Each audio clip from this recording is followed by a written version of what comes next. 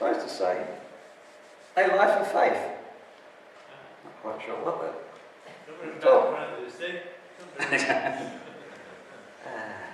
I'm struggling with sleep lately, over the last few months, I guess, really. I'm either not getting to sleep, or I'm going to sleep and probably having a light sleep and then waking up. That's what happened last night. And I wake up perhaps early in the morning or whatever. Perhaps it's my age. Then I had problems in the morning getting up. I used to be quite good at getting up, 7 o'clock or whatever. Sometimes I was down here early, but I haven't really got down here that early for a long time. And on top of your alarm clock, there is the snooze button. It's what someone described as a built-in cheat option. I found out how to deal with that. I just put tape over the snooze button. Anyway, it is good to be back. And we are starting a brand new series that will take us through Christmas, out the other side, into the new year. And it's all about faith, including the faith that was exercised in the Christmas story.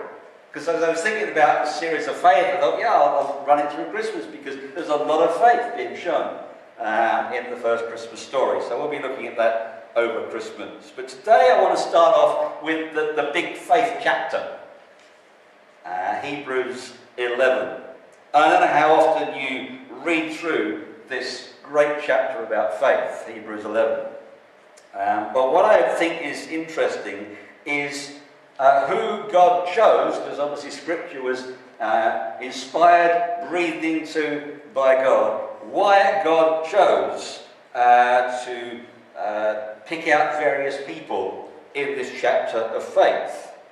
And we start off this chapter, as we did this morning in the first 6 verses, looking at Abel and Enoch. They are the first ones that God chose in this chapter about faith. Why Abel? Why Enoch? You might go, really? There's a lot of other people, and a lot of other people follow those two in Hebrews 11. But why those two to start off with? I mean, as you read through the Old Testament, if you thumb through the Old Testament and pick out these names that are mentioned in Hebrews 11, these first two guys are not men who you normally have your attention caught. You only have to sort of miss a couple of verses and then they're gone. Because Abel, who is mentioned in Genesis 4, made one sacrifice to God and then was beaten to death by his brother. So that was it. Enoch, we're told in Genesis 5, walked with God and then he was no more because God took him away. And again, that was pretty much it. And in the book of Genesis, where these two guys are mentioned, do you know how many verses there are with these two guys? Altogether, 10. That's it, 10 verses about these two people that kind of God seems to include in this big chapter about faith, with a lineup of a lot of other stars, if you like. And he mentions these two. The next person mentioned is Noah. And Noah, of course, in the Bible takes up 4 chapters. The next person is Abraham, and he takes up 14 chapters. The next person is Moses, and he takes up 4 books. These two, 10 verses. That's it. So why? Why would God choose to put these two men at the beginning of this chapter about faith? Why not just jump into the better-known heroes, to the stars of the Old Testament, and forget about these kind of obscure people in Bible history? And I'm thinking, because most of us see ourselves as ordinary people. I think probably most of us here, and probably those that are watching, would see themselves as ordinary people. Not like the Noah, not like the Abraham, not like Moses. We can read those great men of faith, but we don't see us like them. Those were great men. They did great things that changed the course of history. And you and I will not be like an Abraham or a Moses. I believe God chose Abel and Enoch as his first examples about faith, precisely because they were pretty much ordinary men. Not known for their great deeds, no big chapters about them.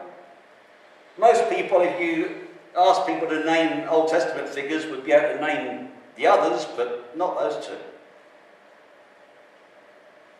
Instead, what made them distinctive, what made these two distinctive were they were ordinary and they focused on pleasing God.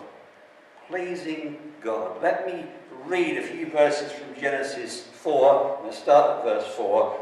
Adam made love to his wife Eve, and she became pregnant and gave birth to Cain. She said, "With the help of God I have brought forth a man." Later she gave birth to his brother Abel. Now Abel kept flocks and Cain worked the soil.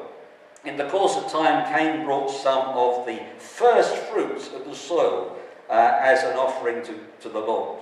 But Abel brought an offering, fat portions from some of the firstborn of his flock. And the Lord looked with favour on Abel and his offering, but on Cain and his offering he did not look with favour. So Cain got angry, and his face was downcast. And we know the events that followed. Genesis 5, next chapter. When Enoch, this is verse 21, when Enoch had lived 65 years, he became the father of Methuselah. There's probably more people that know about the name of Methuselah than they do of Enoch. After he became the father of Methuselah, Enoch walked faithfully with God 300 years and had other sons and daughters. Altogether, Enoch lived a total of 365 years. Enoch walked faithfully with God, and then he was no more because God took him away. That's it. So consider this question. Why was Abel's sacrifice more acceptable to God? It wasn't because it was a big, impressive sacrifice. It wasn't some big, impressive gift that everyone could notice. No, it was acceptable to God because Abel gave the best. Abel gave the best from his flock. And the reason he offered his best was that he hoped it would please God. He wanted to please God. That was the reason he brought the sacrifice. Not out of some compulsion, not out of some legality or whatever. He just wanted to please God and give the best that he had to God. Not because he'd done some dramatic deed. Not because he made a deliberate effort to kind of, do one better than his brother. Just because he walked with the Lord and wanted to please him. And he lived that kind of life where he wanted to please God. In other words, I believe there's a lesson here. God is not necessarily impressed by mighty deeds. Sometimes humanly we kind of look at various people and go, I wish I was like them, or it's all right for them because they do this great thing and they're well known for that, or whatever. Or even in a church, we look at so-and-so, we look up to so-and-so because they do, great things in the church, and I can't do that. God's not impressed by great deeds. God is not necessarily impressed by mighty deeds of faith even, but he is impressed by normal men and women who every day their one thought is, I want to please God with the best that I can do. That's the strap line, if you like, of this story. I want to please God with the best that I can do. That was Abel's plan. Because God is impressed with men and women who do just that. And the faith of Enoch and Abel was that they just wanted to give with all their heart. We talked a lot about giving and pleasing God with our heart and honouring him and serving him with our heart. That's really where these two fall into place. But there's something more to faith than even that, of wanting to please God and give the best and all of their heart. Hebrews 1 starts off by saying that faith is being sure of what we hope for and certain of what we do not see. Sure of what we hope for and certain of what we do not see. What does that mean? Well, I was thinking about that. In fact, I started thinking about this message because I was away about 3 weeks ago now. And I was thinking about that first line of Hebrews 1. Being sure of what we hope for and certain of what we do not see. And we're heading towards Christmas very rapidly. And you remember when you were a child? You remember that far back? Yeah, I can remember when I was a child. And getting near Christmas. And for me, Mum and Dad, they did the Santa thing. And they played it out to the very end. And I didn't have a long list. These days it's kind of, you make this big list like you do for kind of a wedding. I want this, and I want that, and I want that, and you sign up to it, and so on. We didn't have that then, did we? I'm sure there were things that took my fancy, but I didn't have a long list. But I knew weeks beforehand that on Christmas morning, that at the end of my bed there would be a pillowcase. It was always a pillowcase. It didn't have fancy sacks and you bought the shop. It was a pillowcase. And it would always be filled with goodies. And I didn't know what it was going to be. I didn't know what was going to be in there. But that was kind of, that would be magical. And the gifts would be amazing. And I would wake up on Christmas morning and there was the pillowcase with my gifts in. And I was excited. I was so excited one year that I wouldn't sleep. And I still remember this, and I must have only been 4 or 5 years old, because I know what house I was in.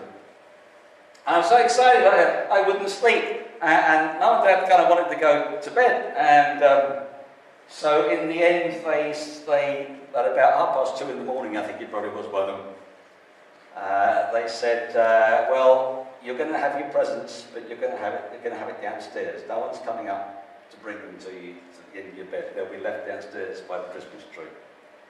And that was how they got me to sleep that night. But there was excitement. There was, something was coming. And I was sure of what I hoped for. And certain of what I could not see. That's the kind of faith that Hebrews is describing, the kind of faith that God desires. It's a faith that not only believes he exists, but that he rewards those who earnestly seek and serve him. It is a faith that anticipates that if we serve him with all of our heart, he will give us gifts beyond our wildest dreams.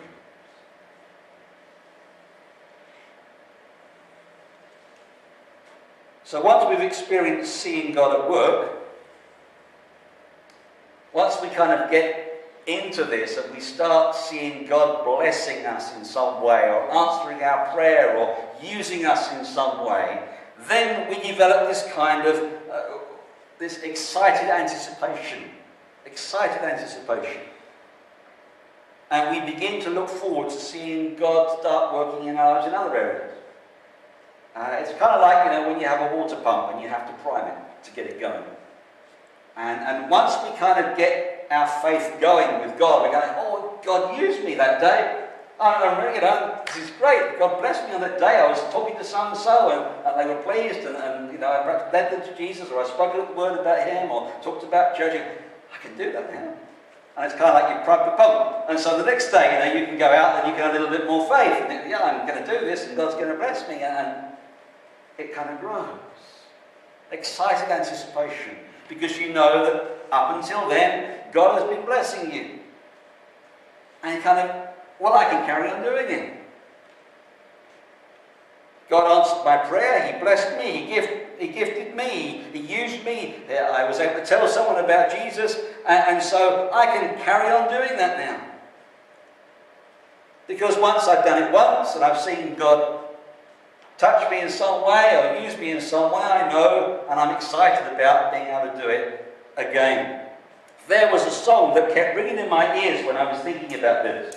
And it's a song that was written by Don Noam way back in 1971. Don Noam writing songs in 1971. And I'm sure some of you know it. So I'm going to get Richard to play it. I'm going to put the words up here. If you know it, you can join in. If you don't, just read the words, because the words are just great that Don wrote all those years ago now. Perhaps he doesn't want to think how many years ago it was that he wrote these, but it's called God Can Do It Again. Yeah, that takes you down memory lane. God can do it again, and once you kind of realise that He's, you can have faith in what He's done for you in the past, you know that He can do it again. You kind of keep on a roll in that sense. I was reading of a grandmother who took her 3-year-old granddaughter onto her lap and began reading some of the stories in the book of Genesis, sort of stories that we've just thinking about in Hebrews 11. And after a while she noticed that the little girl was kind of unusually quiet. And the grandmother asked her, well, what do you think of these stories that I just read to you? And she said, oh, Grandma, I love it. You never know what God is going to do next. And that's the kind of faith that Hebrews is talking about. You never know what God is going to do next. You know He's going to do something, and you know if you're open to Him, and you have faith in Him, He's going to do something, but you don't know what He's going to do next. It's being sure of what we hoped for, and certain of what we do not see. It's living that excited anticipation of what God's going to do next. Now, we do need to be clear about something. As exciting as living a life of faith can be, faith is not some kind of, magical pill that you take. And kind of, hey presto, life becomes painless, life becomes trouble-free, and everything goes well because God is leading you forward. No problems, no difficulties, no struggles. Scripture doesn't teach that. And, for example, here in Hebrews 11, Abel offered a better sacrifice than his brother Cain because he had the right kind of faith. And what happens to him? His brother kills him. Now, correct me if I'm wrong, that's not generally considered as being a good outcome in life. But as Hebrews 11 says, some faced jeers and flogging. This is verse 36 to 38 of Hebrews 11, so I'm just jumping ahead for a moment. Some faced jeers and flogging, while others were chained and put in prison. They were stoned, they were sawn in two, they were put to death by the sword. They went about in sheepskins and goatskins, destitute, persecuted, and mistreated. The world was not worthy of them. They wandered in deserts and mountains and in caves and holes in the ground. These people of faith did not have a wonderful life, and God blessed them prosperously, whatever the word is, prosperously. What Hebrews hints at here is that faith is not like a Christmas present that you get. Not here on earth. It's real life. And while there are exciting possibilities in our walk with God, there is also danger in the world that we live in. Especially danger for people of faith. So you might say, okay, so why should I do this? Remind me again. Why should I live this life of faith? Why should I listen to what God wants me to do and then give it with my whole heart?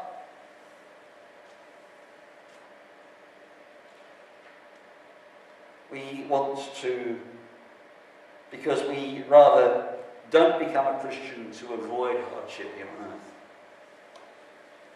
We don't become a Christian to avoid hardship here on earth. Because, as Jesus himself said in John 16 and verse 33, in this world, you will have trouble. He made no bones about it. He didn't kind of, dull it all up or give us rose-colored glasses to look through. But what Hebrews is also letting us know is that when we become a Christian, we enter into this most exciting lifestyle because we don't know what God's going to do next. I mean, I've gone through life, and much of my life has been as a Christian. And I never know what God's going to do next. Sometimes I have a little suspicion of where He's going to lead me, or what He's going to say, or where I'm heading, or whatever. And other times it's go, wow, this wasn't expected. God spoke to me in a different way. God led me in a different path. And we never know what God's going to do next. But if we have that life of faith, if we have that, well, I'm just going to give my whole heart to the Lord. I'm going to serve Him the best that I can. Then we know that there is exciting things to come. God can make us as valuable to Himself as those men and women in Hebrews 11. And certainly people like Enoch and Abel. So let's just bow in prayer for a moment and think about these things. And as we come to God, I wonder, what is God trying to say to you right now about your faith?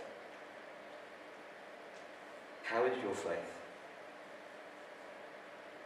If you had a faith meter, would it be way up on one side, topped up, excited? Would it be somewhere in the middle, just kind of wavering around and, I've got a little bit of faith and I hope that God might do something through me? Maybe your faith's quite low.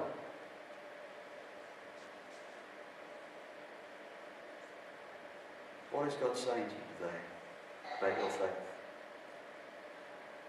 Father God, touch us now with your Holy Spirit. Lord, what are you calling each person here to do? You have a task. You have a plan. Lord, reveal it to each one of us. And may we not rest until we submit to you to do what you are calling us to do. Let us give of ourselves. Let us make a sacrifice that is pleasing to you by giving it with all our heart. And then may we all know the excitement of living the life of faith. In the name of Christ, our Saviour, we pray. Amen.